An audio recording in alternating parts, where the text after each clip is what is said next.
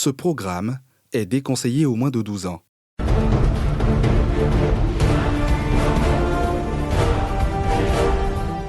Elle a dit que ça prend bagarre pour finir. Depuis ce jour, 14 jours, jusqu'aujourd'hui. Tout le temps sapé avec les petites filles depuis qu'il est sorti de l'école. C'est un jeune qui est un peu violent.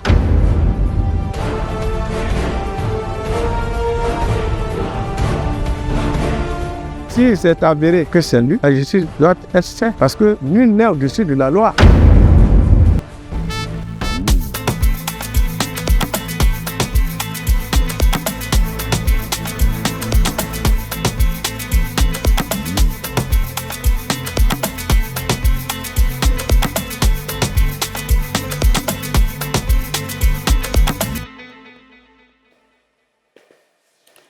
Une mère désemparée, des ossements dans un puits et un petit ami accusé de meurtre. C'est la trame de l'histoire de ce soir. Depuis le vendredi 14 juillet 2023, le sommeil de Dame Toualoupé-Lagy est troublé. Elle n'a plus de nouvelles de sa fille Laura, âgée de 22 ans, et de sa nièce Rita, âgée de 23 ans. Rien n'explique cette disparition, d'autant plus que Laura, accompagnée de sa cousine, était partie chercher ses affaires chez son concubin, Lopez, avec qui elle venait de rompre. Les deux jeunes filles ont disparu sans laisser de traces. Commence alors pour cette mère dévouée une lutte acharnée et une course contre la montre. Ces défilés incessants entre commissariat, gendarmerie et palais de justice ne donnent rien jusqu'au dimanche 22 novembre 2023. Ce jour-là, la police de Vavois fait une découverte des plus macabres. 2 crânes et des ossements retrouvés dans un puits abandonné sont attribués à Rita et à sa cousine Laura. Le choc est grand, le dégoût profond. Que s'est-il donc passé? Pourquoi la police a-t-elle mis autant de temps à trouver les 2 jeunes filles? Focus Fait divers revient ce soir sur cette affaire des plus sombres qui a secoué et choqué toute la Côte d'Ivoire.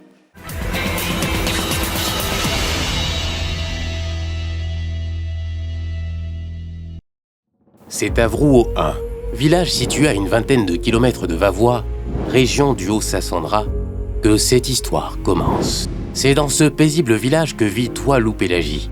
Ses enfants, dont l'aîné Tokaloulou Lorana, appelée affectueusement Laura, son concubin et sa famille.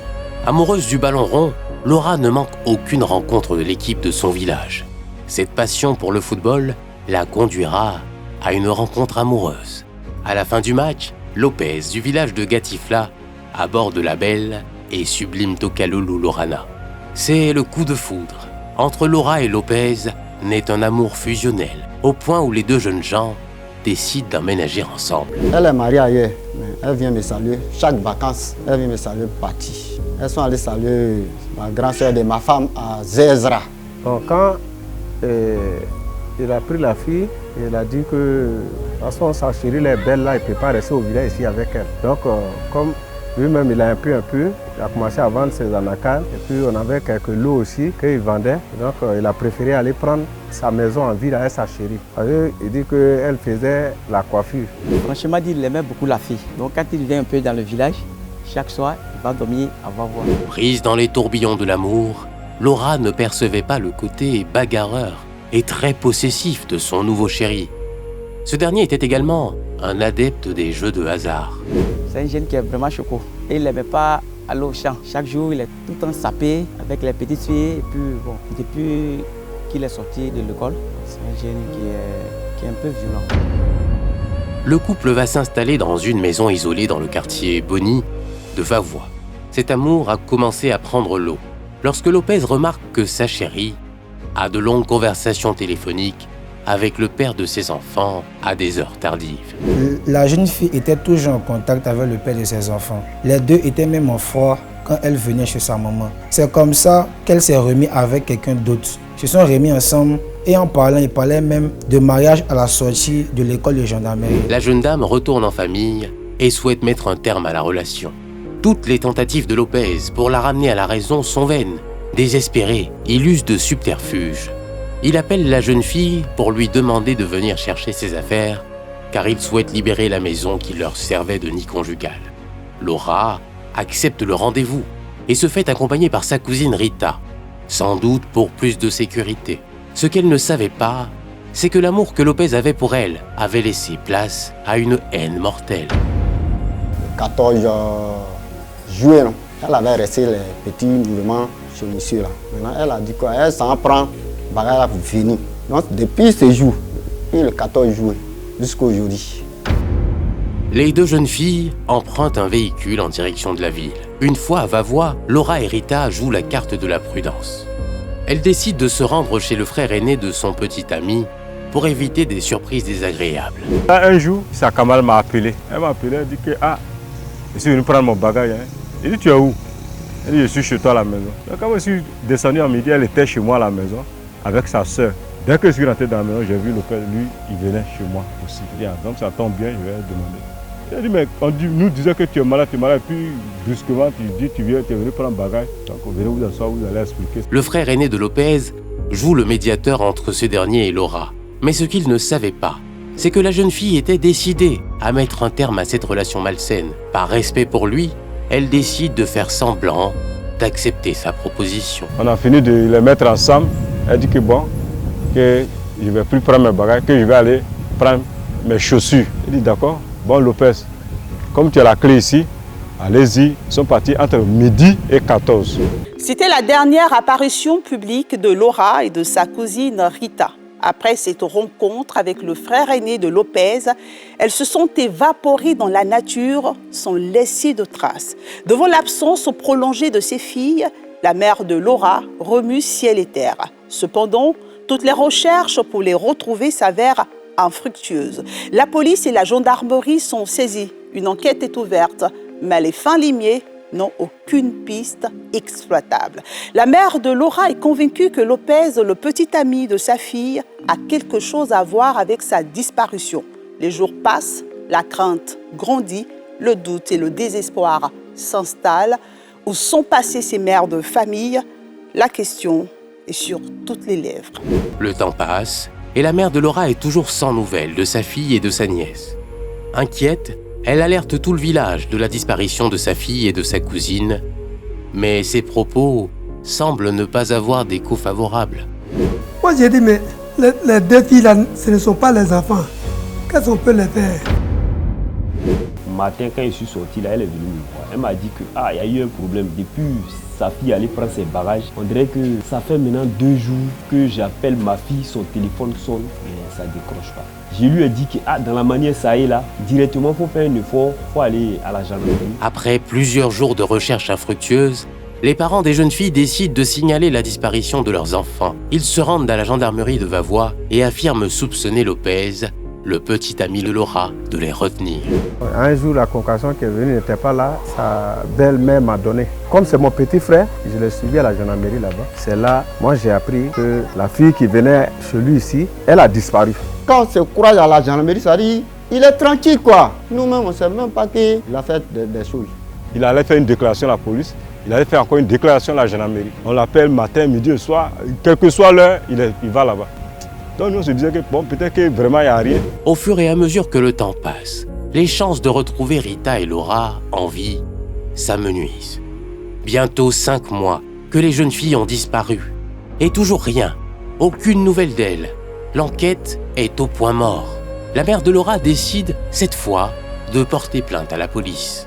Nous avons décidé d'interroger les témoins dans cette affaire. Lorsque Lopez est arrivé, il nous a dit que les jeunes filles sont parties à Gonon, qu'il n'avait plus de nouvelles d'elles. Il nous a même fait comprendre que sa petite amie voulait partir à l'aventure. La mère soutenait que ses filles ne connaissaient pas Gonon. Donc, nous sommes rendus dans la cour où habitaient le jeune et sa copine. Mais un détail nous intriguait. La cour était trop bien entretenue, alors que personne n'habitait là depuis des mois. Lopez nous a dit que c'est lui qui nettoyait la cour. Nous avons donc décidé d'inspecter les alentours et c'est là que nous avons découvert une piste qui nous mène à un puits perdu, rempli à moitié par du sable. Nous avons exploré cette piste.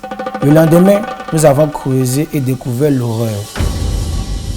2 crânes, des ossements humains et des vêtements. Le puits faisait 12 mètres de profondeur. Avec cette découverte macabre, les enquêteurs tiennent le bon bout et ne compte pas s'arrêter en si bon chemin. Il retrace le téléphone de Laura qui a recommencé à émettre. L'arrestation et l'interrogation des nouveaux propriétaires du téléphone les ramènent à Lopez. L'étau se resserre autour du petit ami.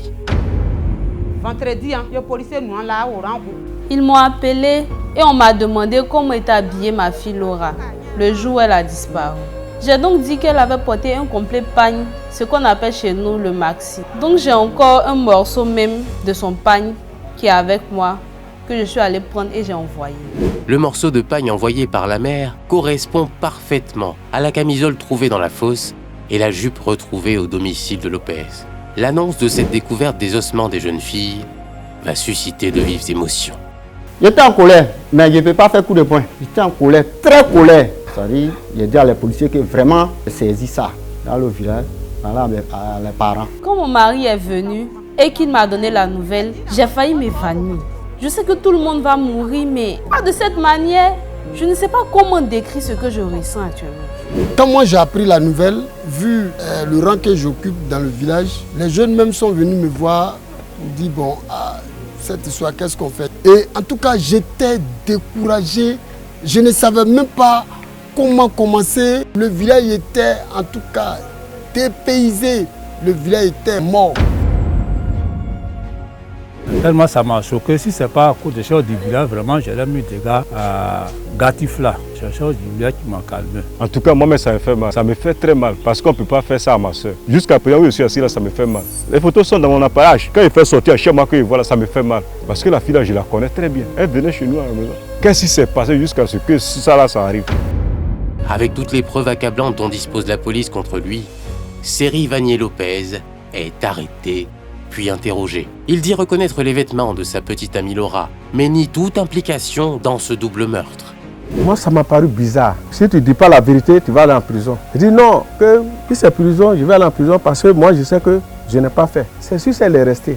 Si Lopez clame son innocence, les amis, parents et connaissances des victimes désirent une seule chose, la lumière, sur cette sombre affaire qui cristallise les tensions au sein de la population. Tu as endeuillé un village tout entier. Aucun jeune ici à Vrou ne pourra dire bon, on va riposter ou bien on ne va pas riposter. La seule chose que nous on demande ici à Vrou, c'est que la justice soit rendue. Tout acte criminel est punissable. Si c'est avéré que c'est lui, la justice doit être faite. Parce que nul n'est au-dessus de la loi. La vérité doit éclairer ces gens de problème, ça ne peut pas rester comme ça. Parce que nous qui sommes là, les gens nous connaissent à Vavois comme ici. Les gens connaissent la famille, ils savent comment nous on est. Mais aujourd'hui, on nous voit en mal, on nous voit ceux-là, pourtant ils savent comment nous on est. Cette situation dramatique vient créer un malencontreux précédent dans les relations entre les villages de Gatifla et celui de Vrou 1. Le feu couve.